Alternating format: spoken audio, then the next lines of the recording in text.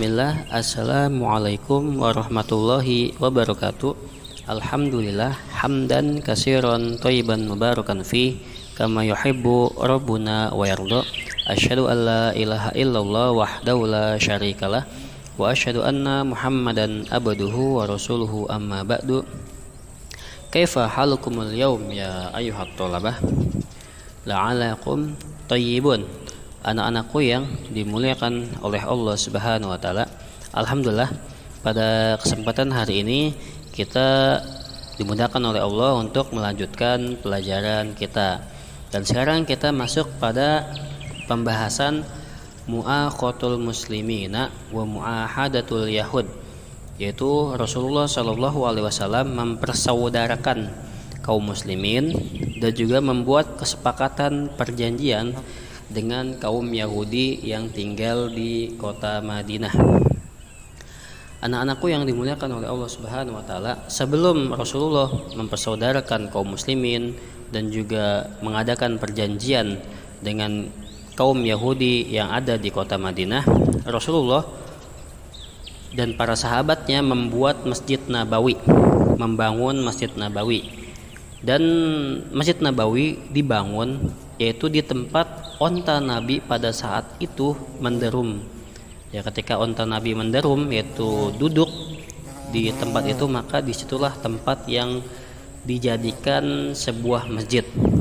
Dan di situ tempat itu atau tanah itu adalah milik milik dua orang anak yatim. Maka ya, dibelilah tanah tersebut oleh kaum muslimin dan kemudian dibuatlah masjid seluas 100 hasta kali 100 hasta atau sekitar 50 meter kali 50 meter. Satu hasta itu sekitar setengah meter. Jadi sekitar 50 meter kali 50 meter. Maka Nabi dan para sahabatnya membangun ya Masjid Nabawi ya dengan dengan pelepah korma, kemudian alasnya dengan pasir, dengan kerikil. Selanjutnya Rasulullah Shallallahu alaihi wasallam mempersaudarakan antara kaum Muhajirin dan kaum Ansor. Kaum Muhajirin adalah kaum yang hijrah dari kota Makkah ke kota Madinah. Ya, itu adalah kaum Muhajirin. Ya, Abu Bakar, Umar, Utsman, Ali dan para sahabat lainnya. Sedangkan kaum Ansor itu adalah kaum yang ada di Madinah, terdiri dari suku Aus dan Khazraj. Dan Rasulullah SAW mempersaudarakan mereka antara kaum Muhajirin dan Ansor, ya, karena kaum Muhajirin pada saat itu berhijrah ke Madinah dalam keadaan lemah. Banyak yang harta-harta mereka itu ditinggal begitu saja. Banyak di antara mereka yang kesulitan karena tidak membawa harta. Maka dari itu Rasulullah SAW ya mempersaudarakan antara Muhajirin dan Ansor. Kaum Ansor pun sangat memuliakan kaum Muhajirin. Mereka berlomba-lomba untuk memberikan kebaikan terhadap kaum Muhajirin. Di antara mereka ada yang ingin memberikan hartanya, ada yang memberi makan, ya, dan segenap usaha dilakukan oleh kaum Ansor untuk membantu kaum Muhajirin. Sebagaimana Allah Subhanahu wa taala berfirman dalam surat Al-Hasr ayat ke-9. Walladzina tabawwa'ud dar wal imana min qablihim yuhibbuna man hajaru ilaihim wala yajiduna fi sudurihim hajatan mimma utu wa yu'siruna ala anfusihim walau kana bihim khasasah, yaitu orang-orang yang telah menempati kota Madinah yang telah beriman ya sebelum kaum Muhajirin datang, maksudnya adalah kaum Ansor. Itu mereka mencintai orang-orang yang berhijrah kepada mereka. Jadi kaum Ansor itu sangat mencintai kaum Muhajirin.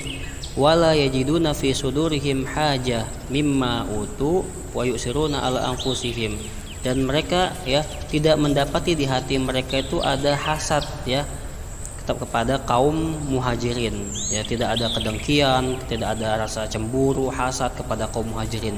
Bahkan mereka itu bersikap isar, mendahulukan kepentingan saudaranya. mendahulukan kepentingan kaum muhajirin. Ya, walau mereka sendiri pun sangat kekurangan, sangat butuh ya, tapi mereka mendahulukan kepentingan saudaranya. Ini adalah ya diantara sifat dari kaum Ansor yang ada di Madinah. Lalu Nabi Shallallahu Alaihi Wasallam mengumpulkan kaum muhajirin dan ansor yang jumlah mereka itu ada 90 orang dan mempersaudarakan di antara mereka.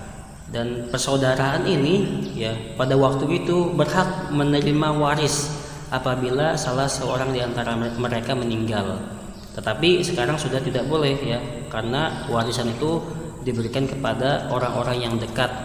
Ya, dulu ya ketika muhajirin dan ansor dipersaudarakan, mereka mendapatkan waris apabila di antara mereka meninggal. Tapi sekarang hukumnya sudah dihapus. Jumlah mereka itu ada 90 orang dan itu dilakukan di rumahnya Anas bin Malik ya. Dan di antara sahabat-sahabat yang Rasulullah SAW persaudarakan antara muhajirin dan ansor ialah Abu Bakar As-Siddiq ya, dari kaum muhajirin. Rasulullah persaudarakan Abu Bakar dengan kaum Ansor, yaitu Kharijah bin Zuhair al-Ansori. Kemudian Abu Ubaidah dari kaum Muhajirin, Rasulullah SAW persaudarakan dengan Sa'ad bin Ubadah. Kemudian Utsman bin Affan, Rasulullah SAW persaudarakan dengan Aus ibni Sabit. Ya. Kemudian juga Rasulullah SAW persaudarakan Abdurrahman bin Auf dengan Sa'ad bin Robi. Jadi Rasulullah mempersaudarakan Abdurrahman bin Auf dengan Sa'ad bin Robi, yang pada saat itu Sa'ad bin Robi merupakan orang yang paling banyak hartanya di Madinah ya.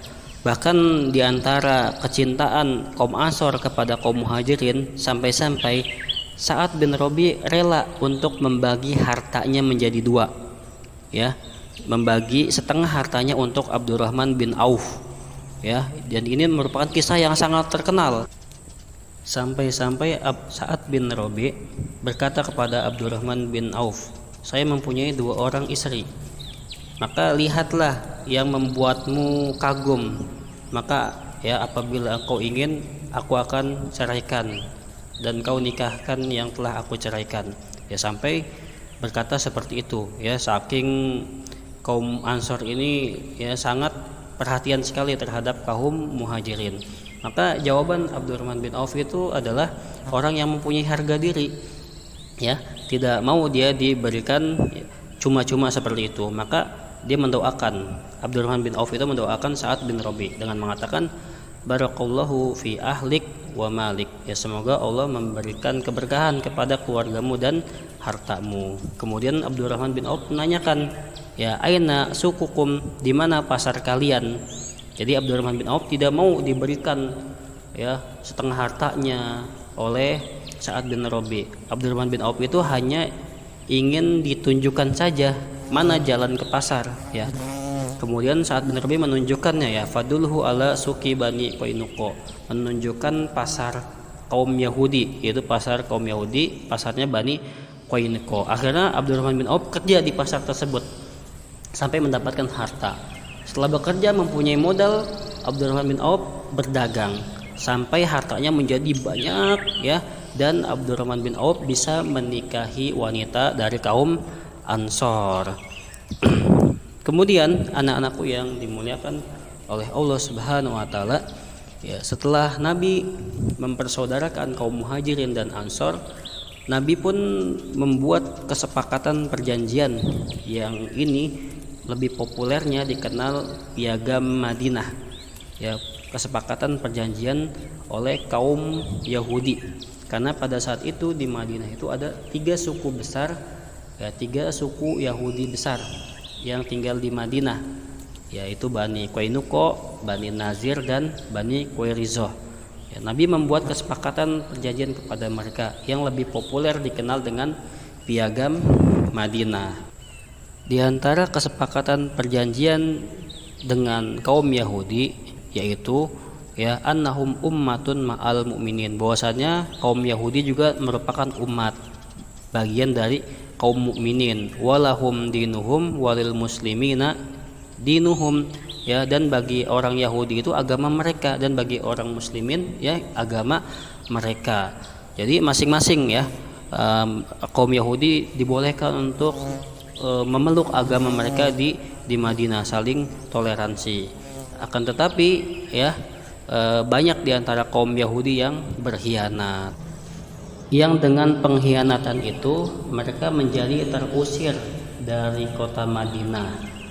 Padahal Rasulullah SAW membolehkan mereka untuk hidup di Madinah, ya. Rasulullah ya membolehkan mereka hidup di Madinah, mereka boleh ya berjual beli, mereka boleh menegakkan agamanya, tetapi kebanyakan dari mereka itu berkhianat. Baik, anak-anakku yang dimuliakan oleh Allah Subhanahu wa taala, ini yang bisa Ustaz sampaikan, ya semoga dipahami dengan baik. Subhanakallahumma wa bihamdika asyhadu an la ilaha illa anta astaghfiruka wa atubu ilaik. Wassalamualaikum warahmatullahi wabarakatuh.